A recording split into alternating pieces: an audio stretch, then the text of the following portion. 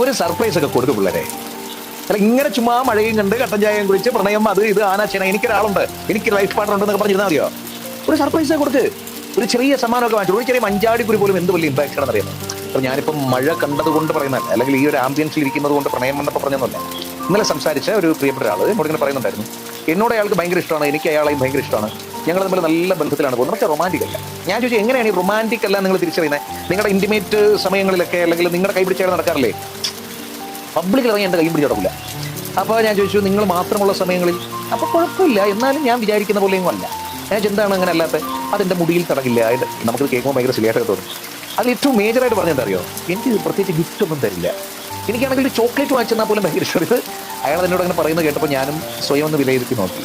ഈ സർപ്രൈസുകൾക്ക് ഇത്തരത്തിലുള്ള ചിന്ന ചിന്ന കാര്യങ്ങളില്ലേ, സില്ലി കാര്യങ്ങൾ നമ്മൾ കണ്ണടക്കുക, നമുക്ക് സമയമല്ലോ, പക്ഷേ ആ കാര്യങ്ങൾക്ക് വളരെയേറെ പ്രാധാന്യമുണ്ട്. ഒരു മഴ പെയ്യുമ്പോൾ ആ മഴ വന്ന് മണ്ണിലേക്ക് ഇറങ്ങി അതിൻ്റെ പുതുഗന്ധം പെട്രിച്ചോ നമ്മുടെ മൂക്കിലേക്ക് വന്ന് വീഴുമ്പോൾ നമ്മളറിയാതെ നമ്മൾ ഓർത്തു പോകുന്ന ആ പ്രിയപ്പെട്ടവനെ അല്ലെങ്കിൽ പ്രിയപ്പെട്ടവളെ ഒരു കുഞ്ഞി സമ്മാനം കൊടുത്ത് സന്തോഷിപ്പിക്കാനായില്ലെങ്കിൽ പിന്നെ ആരാണ് നമ്മളവർക്ക്? അവരെ ഒന്ന് ചേർത്ത് പിടിക്കാനായില്ല എങ്കിൽ, മുടിയിഴകളിൽ വെറുതെ ഒന്ന് മാടി ഒതുക്കാനായില്ല എങ്കിൽ, അത് സ്ത്രീക്ക് മാത്രമല്ല പുരുഷനും അതെ, പുതിയൊരു ഉടുപ്പ് കൊടുത്ത് പിന്നെ സർപ്രൈസ് ചെയ്യിപ്പിക്കാൻ പറ്റിയില്ല എങ്കിൽ, അല്ലെങ്കിൽ ഒരു കുഞ്ഞി പൂ വിറുത്ത് നൽകാനായില്ല എങ്കിൽ, അത്തരം ചെറിയ കാര്യങ്ങളിൽ നിങ്ങൾ ഹൃദയം കൊണ്ടത് പകുക്കുന്നില്ല എങ്കിൽ പിന്നെ എന്താണ് റിലേഷൻഷിപ്പിന്റെ പ്രസക്തി? എല്ലായ്പ്പോഴും സന്തോഷം ചെറിയ ചെറിയ ചെറിയ ചെറിയ കാര്യങ്ങളാണ്, അല്ലെങ്കിൽ സന്തോഷം എന്നത് തന്നെ ചെറിയ കാര്യങ്ങളാണ്. നിങ്ങൾ വലിയ കാര്യങ്ങളിലേക്ക് പോകുമ്പോഴല്ലോ സന്തോഷം എന്നതില്ല, അതൊരു വിജയം വെട്ടിപ്പിടിക്കാനുള്ള ഒരു വിഗ്രഹം അങ്ങനെ എന്തൊക്കെയായി മാറും, അതിൻ്റെ കളർ മാറും.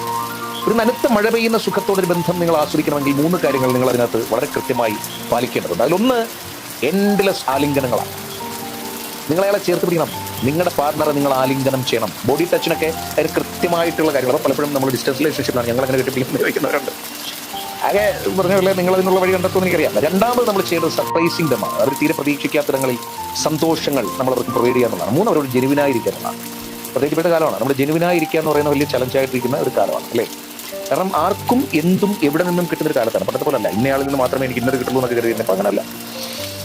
അപ്പോൾ ആലിംഗനങ്ങൾ, സർപ്രൈസുകൾ, ഒപ്പം ജെനുവിനിറ്റി, ഈ 3 ചേർത്ത് പിടിക്കാനായിട്ട് മനോഹരമായിട്ടുള്ള ബന്ധമാകട്ടെ നിങ്ങളുടേത്. എല്ലാ ആശംസകളും തരകരാം പ്രകാശം.